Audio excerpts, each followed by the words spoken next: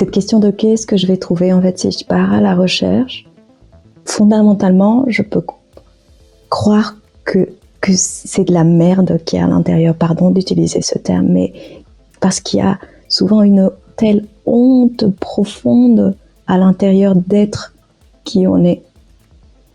Et on se dit, mais si je cherche et que c'est ça que je trouve, c'est ça, c'est juste terrible en fait.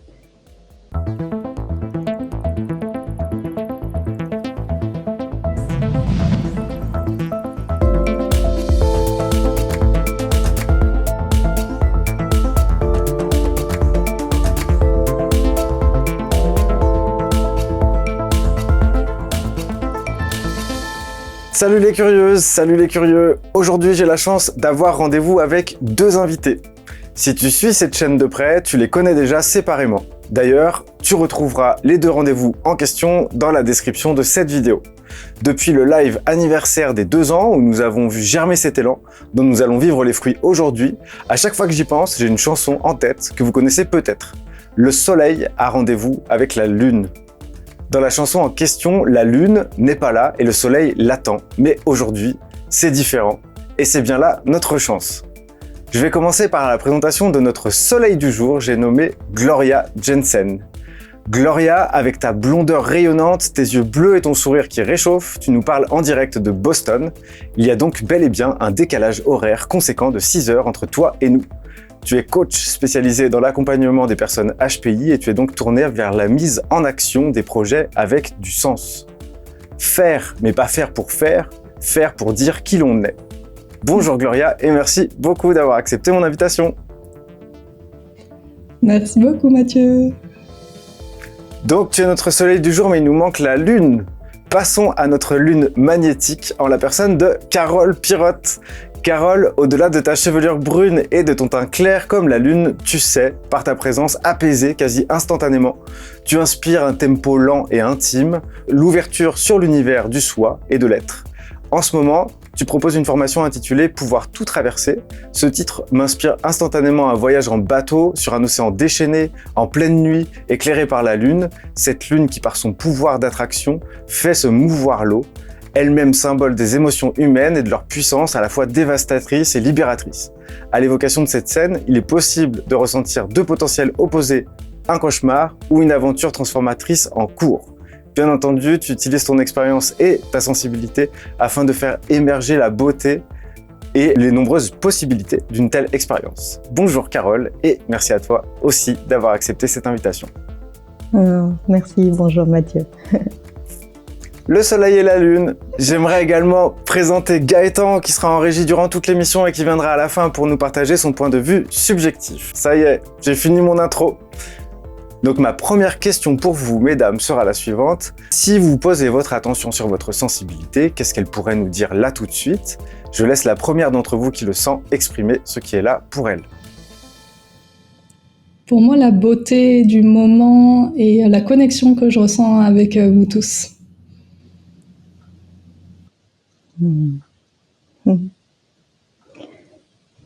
Ouais, je rentre au diapason avec Gloria. C'est comme un cercle où on est tous les quatre, même s'il y a personne ne voit que 3 pour l'instant, mais qu'on est tous les 4 autour d'un cercle et que quelque chose est en train, comme une petite flamme est en train de vouloir éclore et qu'on est en train d'être ce contenant pour lui permettre de jaillir. Donc je sens comme un émerveillement, une curiosité et beaucoup de jus de vie. Ok. Si je vais faire un petit tour chez moi, je suis trop content en fait parce que symboliquement, il y a eu une seconde où vous vous êtes croisés dans le live qu'on a fait pour l'anniversaire. Et on a dit comme ça, allez, vas-y, on n'a qu'à faire une interview comme ça. Et là, on y est. Et donc, c'est quelque chose qui a été très fugace, mais très, je sais pas, très marquant sur cette soirée-là. Et je suis trop content que ça prenne vie et que ça soit concrètement en train de se faire là maintenant. Donc, je voudrais vous remercier toutes les deux pour ça. J'aimerais partager avec vous autour du sujet de l'être et du faire. Le point de départ de mon élan est celui-ci, un peu comme le corps et l'esprit, on a tendance à les dissocier. Et j'ai l'impression que chacune à votre manière, vous tentez d'accompagner les personnes qui viennent vous consulter à établir une connexion nouvelle entre l'être et le faire. Est-ce que ça vous parle? Et si oui, est-ce que vous pouvez nous en parler? Tu veux y aller, Gloria? J'allais te laisser l'honneur parce que je l'avais prise avant, mais je le prends du coup. J'adore déjà ce que tu viens de dire, Mathieu. C'est, je pense aussi pourquoi, dès que j'ai entendu Carole sur quelques minutes, je me suis dit, j'adore, je me reconnais tellement, il y a tellement de mots qui me parlent, et c'est pour ça que je me suis dit, ce serait génial une interview croisée ensemble. Pour moi, j'aime bien dire, en tout cas, c'est vraiment ce vers quoi j'ai envie d'accompagner les personnes dans notamment leur profession, parce que finalement, le travail, c'est là où on passe le plus de temps, et c'est que leur travail reflète qui elles sont, et leur permettre d'exprimer qui elles sont. Et pour moi, notre travail, c'est vraiment aussi simplement l'expression de soi, donc de l'être. C'est pas possible qu'il y ait, on va dire, c'est forcément simple, naturel, joyeux. Après, c'est la vie, donc il y a plein d'autres choses qui arrivent. Mais en tout cas, cette notion de, en fait, l'être, il y a déjà tout.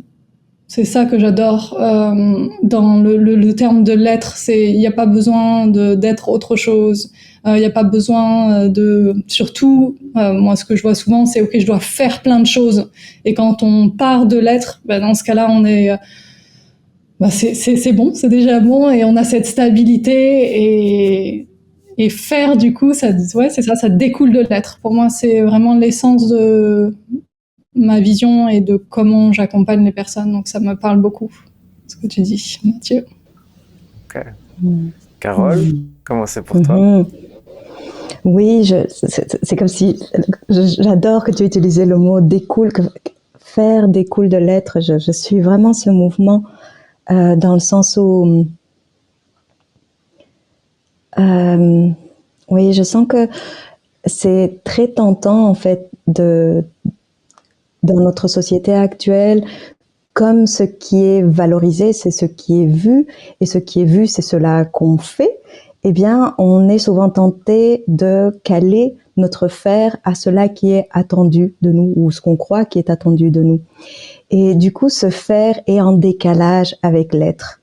Et quand il y a ce décalage, c'est là où il y a comme une rupture de l'intérieur, il y a une rupture d'avec soi, et c'est là où on peut rentrer dans du trop faire, d'aller vers du burn-out ou d'aller dans une dépression, parce que il n'y a pas une corrélation vraiment directe entre cela que nous sommes et cela que nous faisons, parce que le faire vient de l'extérieur, entre guillemets, en quelque sorte, et quand comme tu disais, Gloria, quand le faire découle vraiment de l'être, eh bien, c'est juste une prolongation de soi, et il y a une cohérence, un alignement, et on peut, du coup, exprimer cela qu'on est dans le monde et à faire des actions. À ce moment-là, on agit, mais il y a une cohérence, et du coup, ça peut nous rejoindre dans notre cœur, dans notre être, dans notre âme, parce que ça fait un.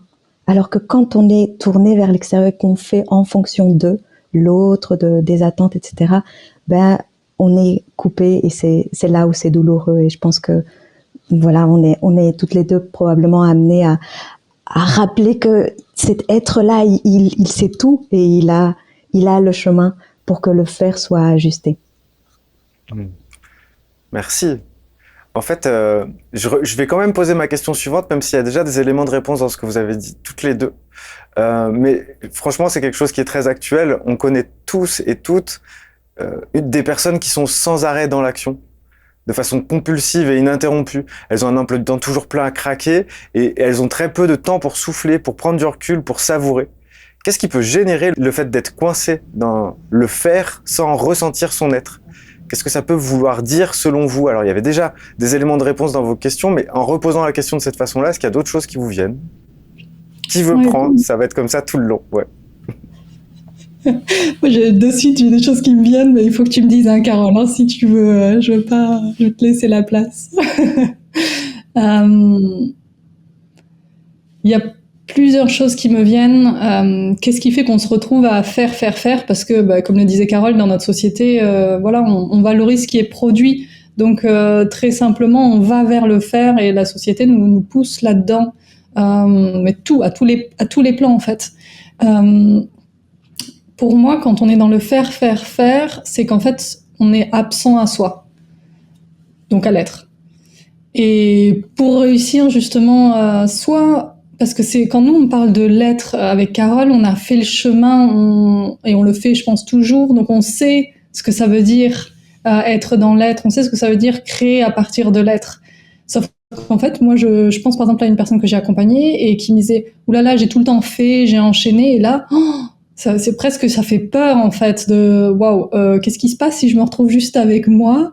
Et presque je préfère continuer dans la frénésie de mon quotidien. Au moins j'ai pas besoin de penser, et c'est parfois ça aussi qui est délicat quand on commence à vraiment être au contact, parce que souvent quand on a été absent à soi et qu'on recommence à avoir ce contact, on rencontre plein de choses qu'on n'avait peut-être pas envie, plein de pensées, d'émotions, et donc c'est ça qui d'une part je pense fait qu'on est dans le faire, c'est oula, comment je fais lorsque je vais commencer à me rencontrer, à m'entendre, à ressentir ce que je ressentais pas si je suis dans le faire. J'en suis coupée, c'est beaucoup plus simple. C'est ça déjà, je sais même pas si je réponds à la question, Mathieu, initiale. Je t'en prie. Je fais que de le dire, mais je vais le répéter. C'est vos réponses que j'attends. C'est pas spécialement ce que j'attends, rien de spécial. J'attends vos couleurs qui s'expriment, c'est tout. Ok, non, mais du coup, il y a ça qui m'est venu directement, spontanément, et je me rappelais plus après de la question. Je laisse Carole rebondir, mais en gros la question c'est sur le faire justement, et ne plus être en contact avec l'être sans ce contact-là en fait finalement, et peut-être qu'il n'a jamais été là. Est-ce que c'est possible d'ailleurs qu'il ait jamais été là? Je sais pas, dans ta réponse Carole, si tu veux inclure ça. Alors je voudrais tout simplement comme abonder dans ce que disait Gloria, parce que ça résonne vraiment à 100% ce que elle était en train de nommer par rapport au fait que faire ça remplit en fait, comme tu disais, on peut remplir notre emploi du temps, notre agenda, et quand c'est rempli, il n'y a pas l'espace, il n'y a pas la place pour être au contact avec soi. Et c'est ce qu'on peut vivre de manière assez courante quand on a fait beaucoup et qu'on s'assied ou qu'on essaye de méditer, par exemple. Mais c'est juste un enfer intergalactique, en fait, parce que là, c'est la remontada de tout ce qu'on avait laissé de côté soigneusement et mis dans la cave et enterré sous des couvercles. Et puis, on se retrouve avec des milliards de choses. C'est vraiment, ça peut être très, très douloureux et perturbant. Donc, le faire rempli et en plus a une fonction en termes de notre corps. En fait, on libère de la dopamine, qui est cette hormone de la récompense, que quand on fait des choses, ça nous goûte bon, en fait, c'est un kiff. Et donc, être dans le faire nous remplit et nous apporte quelque chose de, j'ai pas envie de dire du bien-être, mais ça nous apporte comme une récompense, en fait, c'est le circuit de la récompense. Et donc, ça semble dangereux de ne pas faire, et donc on remplit pour cette raison. Après, est-ce que, comme tu demandais Mathieu, est-ce que on n'a peut-être jamais été avec soi? Moi, j'ai la croyance que quand on est un petit bébé, par exemple, quand on est un jeune enfant, on est dans le soi, on est dans l'être. Bien sûr, tout dépend aussi du nombre de blessures et de traumatismes qu'on a pu vivre, et qui fait un traumatisme, ça nous coupe, en fait, ça nous fragmente, et du coup, on est de moins en moins en contact avec notre monde intérieur. Mais voilà, je pense qu'en fonction de la vie qu'on a vécue, l'éducation qu'on a reçue, l'être qu'on est aussi, on peut avoir plus ou moins des moments de présence et d'absence, mais je crois pas qu'on vive une vie entière de ne pas être du tout. Je pense qu'on a des moments où notre système nerveux, par exemple, et notre être sont régulés, et qu'on est au contact des gens qu'on aime, et qu'on est en capacité comme de ralentir, et juste de profiter du moment, quand on peut rire avec nos amis, etc., ou passer un petit moment en famille. Rien que ça, ce sont des moments d'être, à mon sens, en fait. Je crois pas que ce soit comme, peut-être qu'on n'a jamais rien été ou rien senti, ça fait un peu, oh mon Dieu, jamais.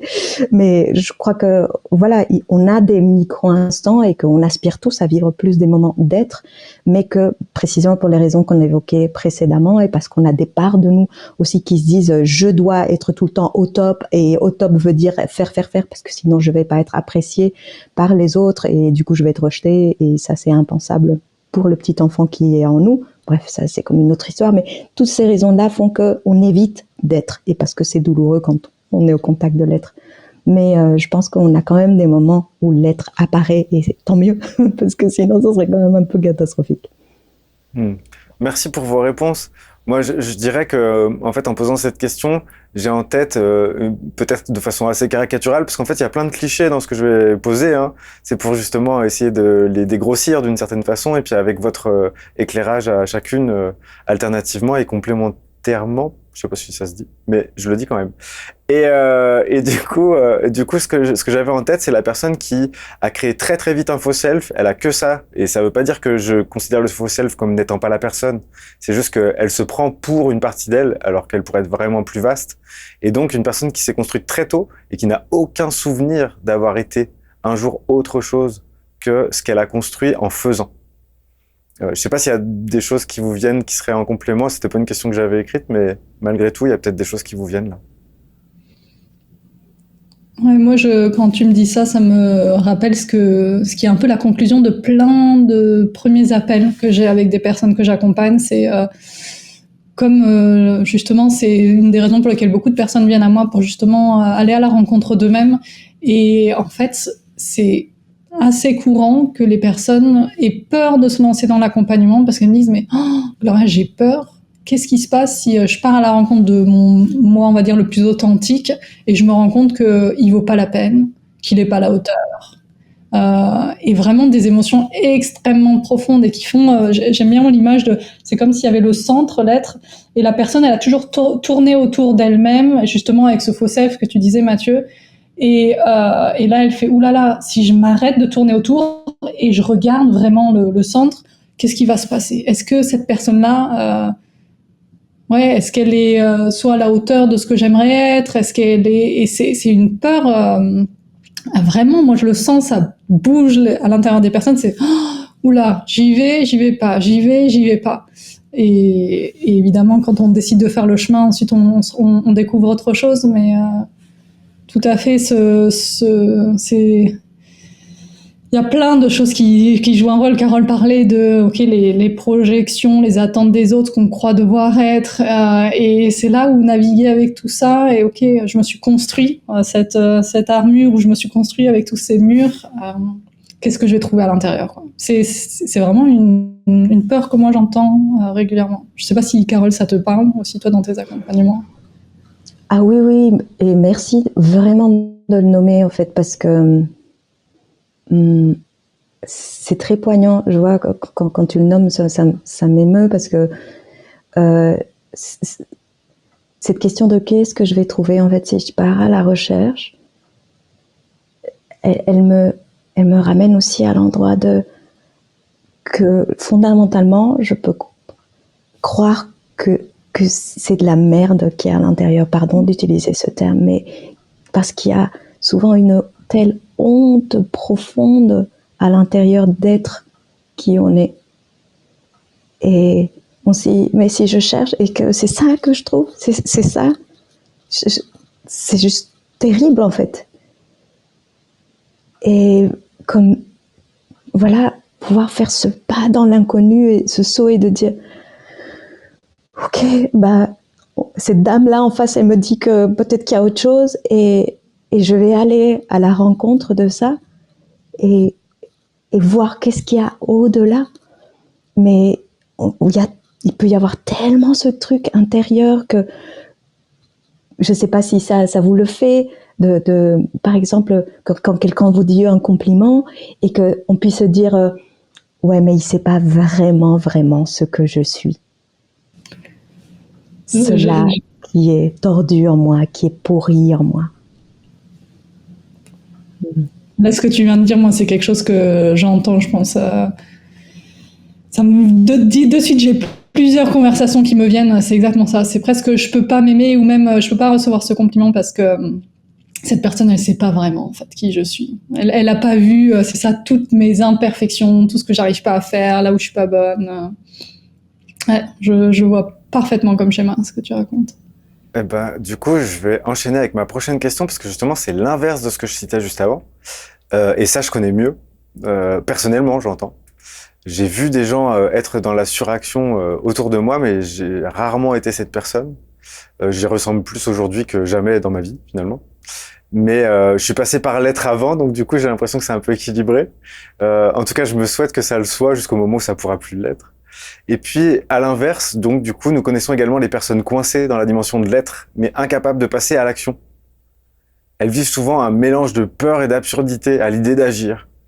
Et donc, là, c'est la dimension de l'être qui terrasse en fait les personnes, qui va les rendre immobiles et qui va leur empêcher l'action parce elle n'a pas de sens, ou elles se sentent pas capables de faire des actions à la hauteur de ce qu'elles voudraient pour que ça ait du sens.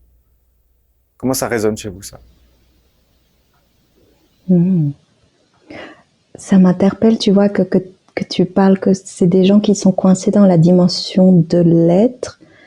Parce que pour moi, l'être, je l'assimile comme cet espace comme grand de nous, qui, euh, qui peut être en présence et qui peut embrasser et qui à la fois permet aussi que d'interagir avec la vie, avec le monde. C'est comme ce que moi je mets derrière le mot l'être. Mais ce que j'entends dans ta question, et tu m'arrêtes si c'est pas le cas, c'est comme si la façon dont tu décrivais, c'est que les gens qui étaient restés coincés dans la dimension de l'être, c'était des personnes qui étaient restées comme dans une forme de inaction ou passivité ou de non, oui, de non passage En à fait, l'action. Oui, vas-y, je t'en prie. pour être précis dans le mot, c'est juste un refus d'incarnation. Quand on est dans le refus de son incarnation, je crois qu'on est coincé dans la dimension de l'être malgré tout. C'est juste une dimension de l'être qui ne veut pas euh, trouver sa juste place, c'est-à-dire qu'on est coincé dans une dimension qui n'est pas la dimension humaine à laquelle on a été incarné. Donc du coup, on ne sait pas quoi faire de toutes ces dimensions-là. On n'a pas envie de se saisir ni de la dimension du faire, ni de la dimension de l'être, parce que la dimension de l'être nous paraît on paraît ne pas être digne de cette dimension de l'être. Elle est trop vaste, elle est trop pure, elle est trop puissante, et on n'est pas à la hauteur de ça. Et la dimension du faire, elle a aucun sens parce qu'en fait c'est tout petit, c'est tout nul, c'est tout imparfait. Tu vois ce que je veux dire? Mmh. Mmh. Je sais pas si c'est plus clair dit comme ça. Oui, un peu plus. Je sens, Gloria, que tu portes quelque chose. Vas-y, si tu es... En fait, au début, quand je t'ai entendu, Mathieu, je me suis dit, ce que tu décrivais, pour moi, c'était pas, un peu ce que disait Carole, c'était pas forcément l'être comme ce que nous, on mettait derrière. J'avais la sensation une autre version, parce que pour moi, quand t'es dans l'être, tu peux être en mouvement. C'est une forme c'est pour ça, cette fluidité entre l'être et le faire, c'est même là, dans la façon dont on est dans l'interview, je pense, en tout cas, c'est ok. Déjà, je peux être dans ma présence, tu vois, écouter et, donc pour moi, dans l'être, déjà, même, il y a quand même cette notion c'est déjà faire presque, être. Après, par rapport à ce que tu disais, Mathieu, c'est ça, j'ai la sensation que presque on est resté à l'état de concept de l'être et du faire. Alors je sais pas si je vais être claire pour réussir à formuler ce que je ressens. Et j'entends parfaitement la problématique que tu mentionnes. C'est drôle parce que je regardais un film récemment sur l'infini. Et qu'est-ce que l'infini? Mais vraiment des grands questionnements sur, ben voilà, nous aussi. Parce que finalement, si on s'arrête 2 secondes et qu'on se dit notre petite vie, et hop, on regarde les étoiles, la galaxie, et il y a plein de questions qui émergent, et on peut se dire, mais exactement ce que tu disais, c'est bah, déjà quel impact je vais avoir, et pourquoi moi, Et pour moi, la solution, c'est quand même ok, si je reviens vraiment à l'intérieur de moi, et donc je suis plus juste dans une approche, tu vois, du mental finalement parce que ça, c'est un questionnement auquel c'est comment avoir des réponses, quoi. Tu vois, on peut rester dans ce questionnement longtemps. Par contre, si hop, on vient de l'intérieur et juste comment mon corps il répond à certaines activités, à certaines choses, comment mon cœur il vibre, à quel moment il vibre, et je peux comprendre que ça même c'est loin, mais genre step by step, on y va pas à pas. Et tiens, quand je suis dans cet espace avec ces personnes, là je me sens bien. Tiens, il y a peut-être quelque chose pour moi. Et même pour pas du tout mettre le mental de côté, c'est qu'est-ce qui vient toujours te chercher à nouveau? Quels sont les sujets qui reviennent toujours te chercher? Pour moi, ça veut dire que s'il y a quelque chose que tu vas toujours plus approfondir, c'est qu'il y a quelque chose là pour toi à aller creuser. Et ouais, je sais pas si ça fait du sens ce que je suis en train de t'as partager.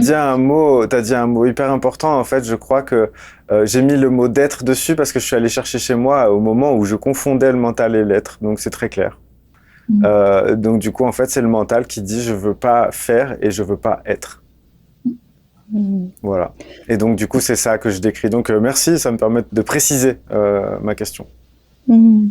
et de vous la Ouais. renvoyer aussi sec. Moi, je voudrais peut-être comme élargir un peu par rapport à ce que tu viens de dire, Mathieu, que par rapport à la distinction entre le mental et l'être.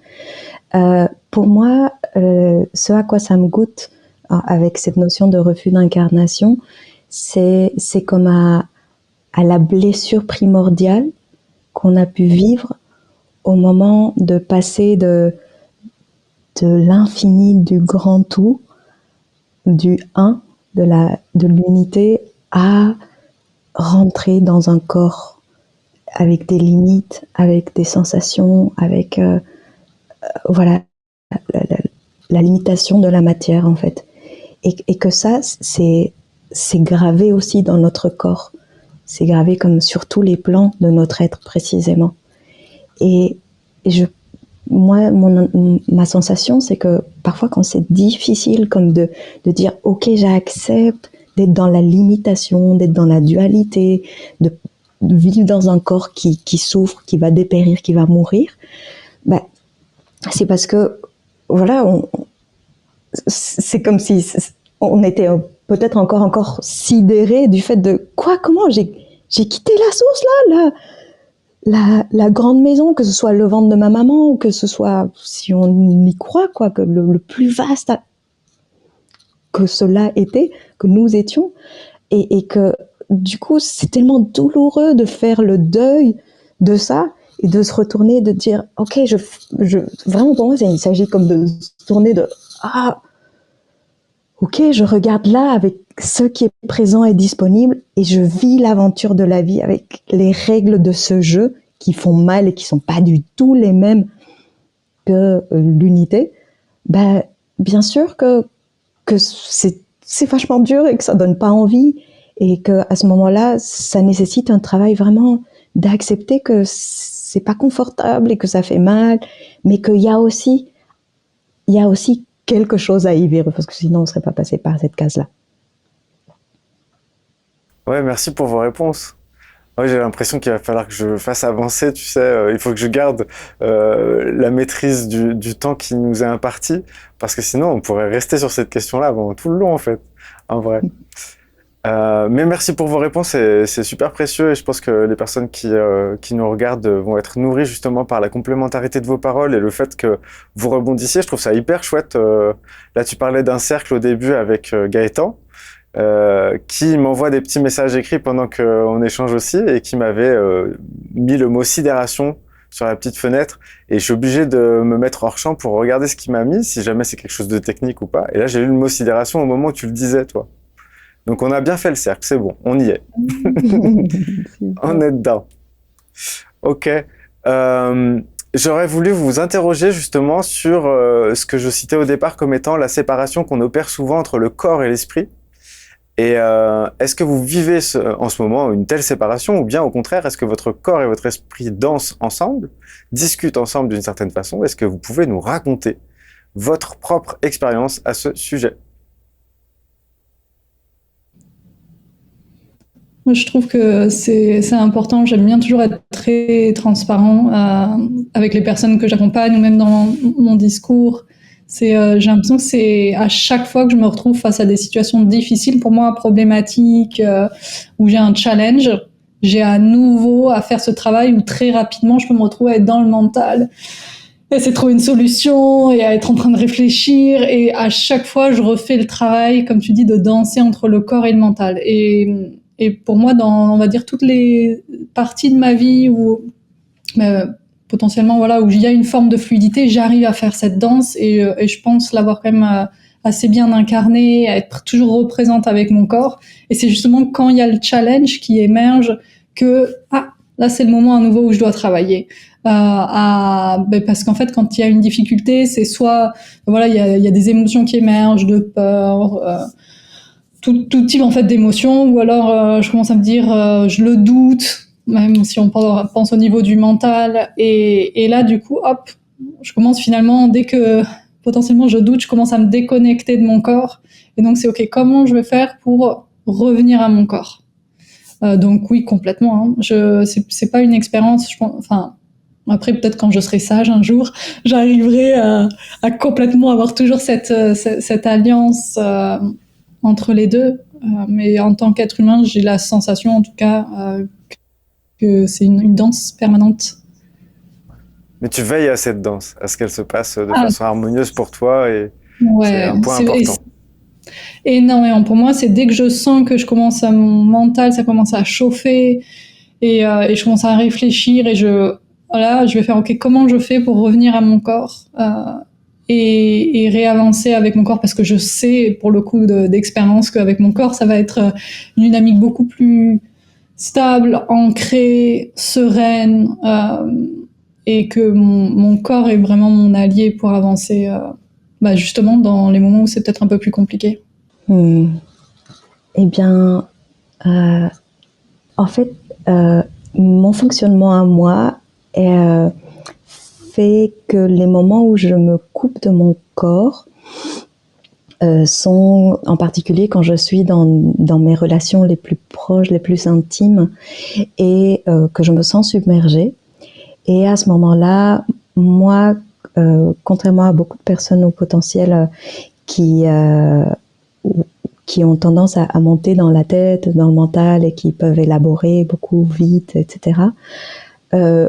Moi, c'est plutôt le blackout, en fait. Moi, j'ai tendance plutôt à faire de la dissociation et à me couper, en fait, de mes ressentis, et à me couper de mon cœur, et à me couper de l'autre. Je suis juste coupée de partout, hein.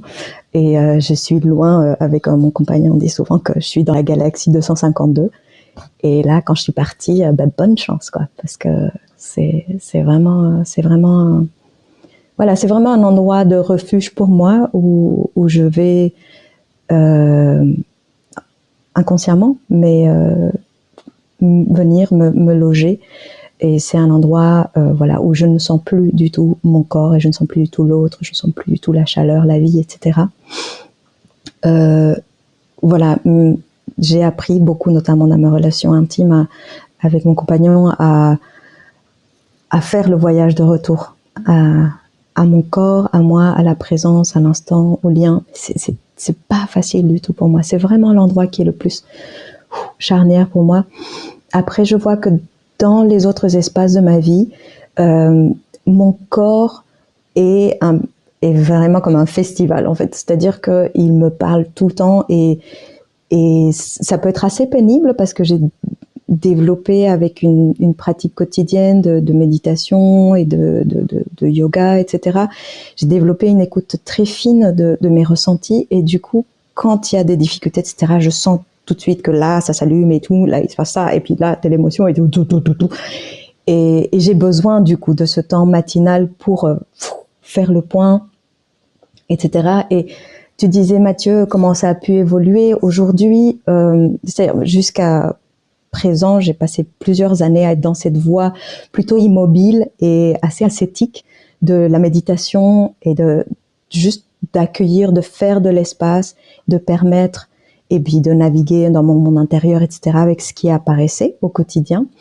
Aujourd'hui, je passe d'un endroit qui était beaucoup plus austère à quelque chose que j'ai envie de dire plus sauvage et un peu plus comme ça, où je vais aller voilà, danser mon émotion, ou faire beaucoup de mouvements, de sons, des choses comme ça, parce que je sens que j'ai besoin de ça. Je sens que j'ai besoin de ce je sais plus comment on dit le mot en français, la terre qui a de l'eau ensemble, c'est de la boue. Ouais. Voilà, de la boue, comme dans cette boue, et la faire bouger. En fait, jusqu'à présent, j'ai beaucoup appris de la immobilité, Et là, maintenant, il y a quelque chose comme ça qui est beaucoup plus, voilà, rond. Une femme debout. Debout, ouais, plutôt. Voilà, je suis dans une phase vraiment de réensauvagement et voilà, de beaucoup plus de contact avec mes tripes, mes entrailles, mes organes intimes. Tout ça, c'est quelque chose que je suis en phase de rapatriement. Et du coup, voilà, c'est beaucoup plus vivant aujourd'hui dans mon quotidien. Donc, j'ai un grand handicap par rapport à mon esprit quand je suis dans mes relations intimes, pour que ça se coupe. Mais pour le reste, voilà, c'est un peu comme ça que ça se passe. Ok, merci. Je retiendrai la phrase mon corps c'est comme un festival que je trouve fabuleuse. Ah ouais, vraiment. Je pense que ça peut faire un titre de livre, ça. Euh, voilà, je te laisse ça là. Tu verras si tu l'écris un jour. Merci. Je vais prendre la parole pendant un petit moment pour revenir à mon introduction et pour filer la métaphore si ça vous dérange pas. Donc je reprends les rênes et dans cette introduction, au-delà de l'image du soleil et de la lune, c'est de la nuit et du jour dont je voudrais parler. Le jour et la nuit sont liés pour moi au conscient et à l'inconscient. Le jour, le soleil crée une réalité visible qui se limite symboliquement à la vie sur Terre. Le ciel, qu'il soit bleu ou gris, reste terrestre. Il englobe notre planète et nous ne voyons plus que celle-ci. C'est donc la vie sur la planète qui est mise en lumière et qui est invitée à se mettre en action. Pour la plupart des gens, c'est le jour qu'on travaille, que l'on agit, que l'on s'active. Le jour serait donc lié pour moi au faire. C'est le moment où l'on fait ce qu'il faut pour répondre à la question « Qu'est-ce que tu fais dans la vie ?» qui remplace la question « Qui es-tu ?» Et puis la nuit, le ciel s'ouvre sur l'univers et donc sur l'inconscient. D'un coup, on perçoit au-delà de ce qui était visible le jour et nous permettait d'agir au sein d'un périmètre moins vaste. On est saisi d'un vertige en voyant les étoiles et la lune qui ne sont jamais visibles au même endroit ni avec la même intensité. La nuit, on se confie plus facilement, on discute plus intimement. Et puis la nuit, on s'endort. Et quand on y arrive, on part au pays des rêves indomptables ou bien souvent incompréhensibles. Bref, la nuit est pour moi plus liée à la dimension de l'être. Comment c'est pour vous que j'évoque les choses comme ça? Est-ce que ça tombe sous le sens? Est-ce que ça paraît loufoque? Qu'est-ce que vous avez envie de rajouter ou de rectifier sur ce que je viens de vous partager? Moi, c'était magnifique déjà. Tu vois, je t'ai écouté, j'ai laissé absorber ce que tu disais. C'était de la poésie pour moi. Je sais pas, Carole, si tu veux démarrer, s'il y a quelque chose qui te vient. Merci de dire le mot poésie. C'est vrai que ça goûtait comme ça. Pour moi, ça a beaucoup, beaucoup de sens, ce que tu dis, Mathieu. Pour moi, les nuits sont des moments très particuliers parce que, et d'une part, je me couche relativement tôt, je couche un peu comme les poules, mais je crois que je me couche tôt parce que très souvent je me réveille la nuit et ce sont les moments où, comme si je recevais plein de choses, comme si je me sentais reliée à plus grand, à une inspiration,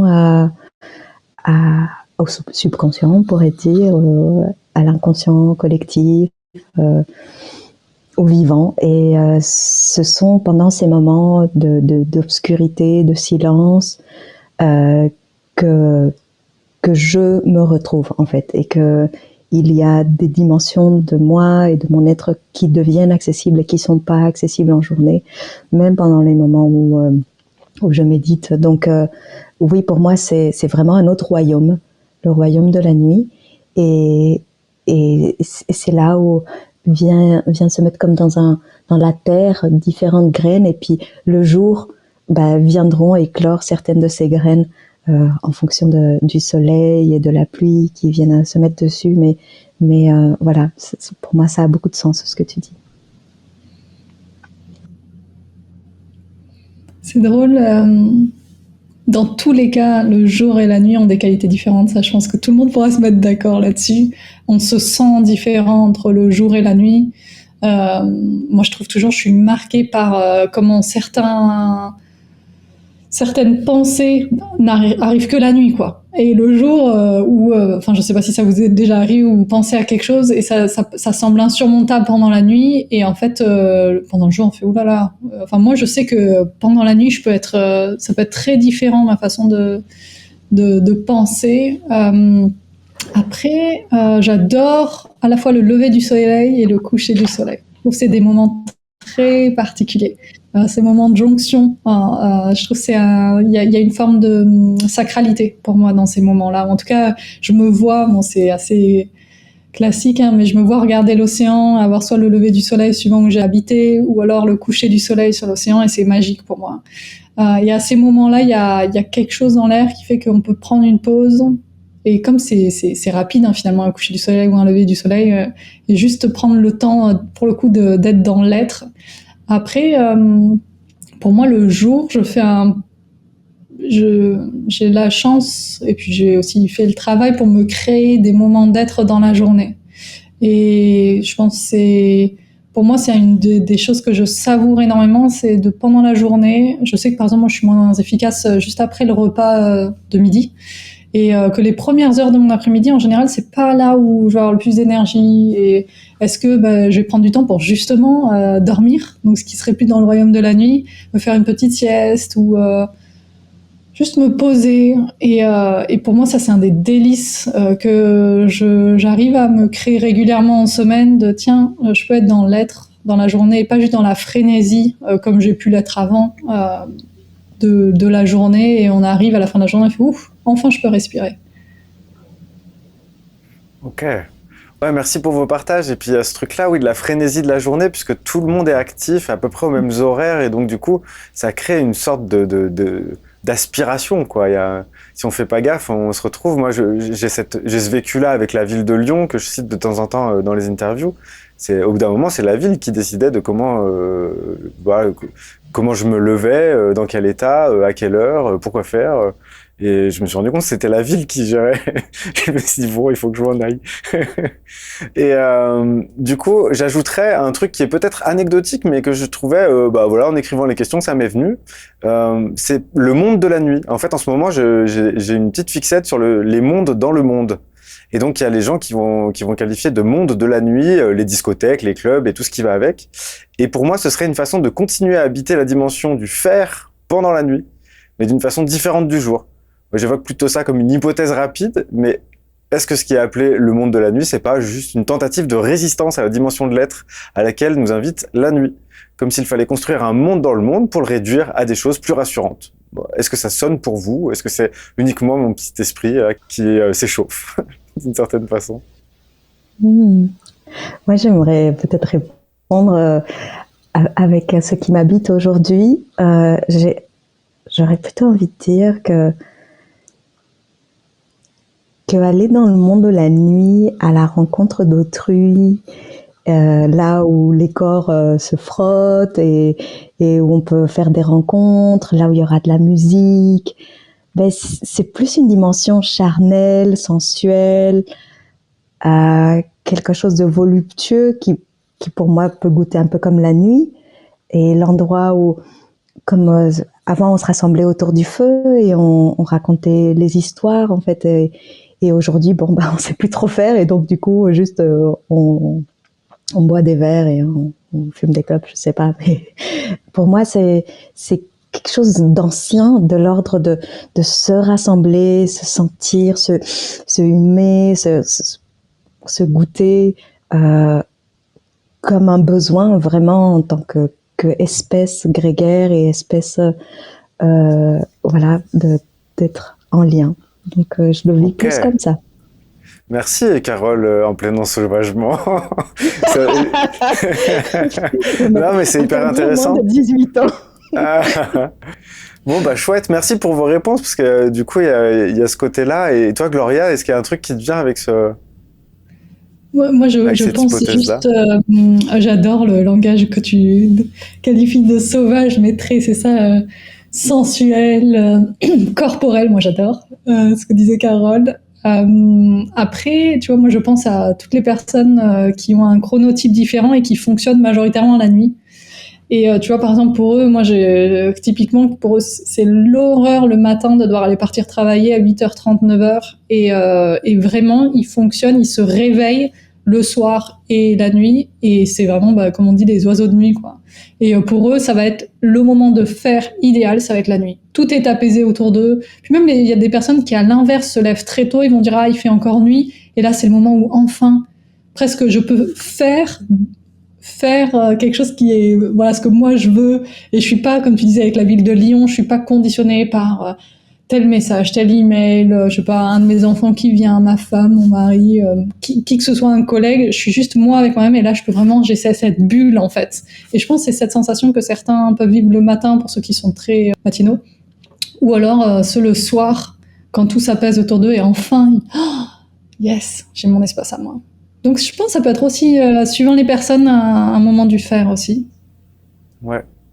Ouais, c'est super de faire ce petit détour par les personnes justement qui vont se sentir en décalage, et Dieu sait que c'est un thème qu'on aime bien sur cette chaîne, par rapport à la majorité qui a adopté le rythme diurne comme étant celui de l'activité. Et donc du coup, c'est clairement quelque chose qui isole le fait de fonctionner de cette façon-là. Heureusement qu'il y a un monde dans le monde de la nuit pour être sauvages tous ensemble et passer de bons moments et rester vivants à ce moment-là. Moi, je dois dire que justement, la notion d'ensauvagement que tu cites, Carole, elle me fait sourire, mais plutôt par rapport au fait que je me sens pas du tout compétent sur le sujet. Tu vois, il y a vraiment un truc où je me dis, ça, vraiment, le jour où je vais dire des trucs comme ça, ce sera intéressant. Hein. Ça va être intéressant ce jour-là. Je sais pas exactement. Je fais ça un petit peu en théâtre d'impro, mais c'est pas du tout la même chose, quoi. C'est de l'ordre primal aussi pour moi, primaire. C'est un truc. Je joue ça de cette façon-là, ou dans le théâtre d'impro, mais pas dans la danse et tout. C'est des trucs que j'arrive pas. Bon, bref. Passons. Je voulais vous poser cette question. Est-ce que pour vous, être thérapeute, ça consiste à partir à la découverte de l'univers intérieur de la personne que vous accompagnez, donc, si j'ose l'expression, de percer à nuit la personne, dans les limites de ce qu'elle est prête à rencontrer d'elle-même, bien entendu, et comment ça vous parle, cette expression de percer à nuit, parce que j'imagine que là, si vous me répondez non, je comprends plus rien, mais bon, vous avez le droit. Hein. Parce que là, toi, tu fais le lien avec la lune et l'être quand tu dis ça, c'est ça? Dans le percer à nuit. Simplement, oui, c'est dire, comme le ciel s'ouvre pour laisser apparaître les étoiles, les planètes, la lune, etc., et nous faire voir plus vaste que ce qu'on avait vu. Est-ce que la thérapie, c'est pas provoquer la nuit, en fait? Et d'ailleurs, des fois, on accompagne la nuit noire de l'âme de certaines personnes. Et juste pour savoir, percer à nuit, c'est du français ou Non, c'est un néologisme, il vient de sortir. Oh, d'accord. Juste pour être sûr. Je sais pas si Carole, t'as envie d'y aller ou tu me dis. Tu peux y aller si tu le souhaites. Je pense que... Enfin, tu as déjà tout dit, hein, Mathieu. Hein, vraiment, cette notion de... Et c'est ce dont je parlais au début, là, dont on a peur de, oula, qu'est-ce que je vais rencontrer? Et c'est ça, c'est quand... c'est où ça, cette sensation d'ombre, c'est ça, ou de qu'est-ce que, ça me fait peut-être froid dans le dos, je vois pas, c'est inconnu. Donc cette partie-là, clairement, elle est activée. Et bon, c'est quelque chose qu'on utilise quand même énormément. Je vais à la rencontre de mon ombre, et c'est là où je vais rencontrer ma lumière, en quelque sorte, pour des phrases qu'on a beaucoup entendues. Et c'est vrai que c'est même quand j'y pense, la nuit, le noir, pour le coup, si on revient sur cette logique d'infini, c'est infini, on ne sait pas où ça s'arrête, quoi.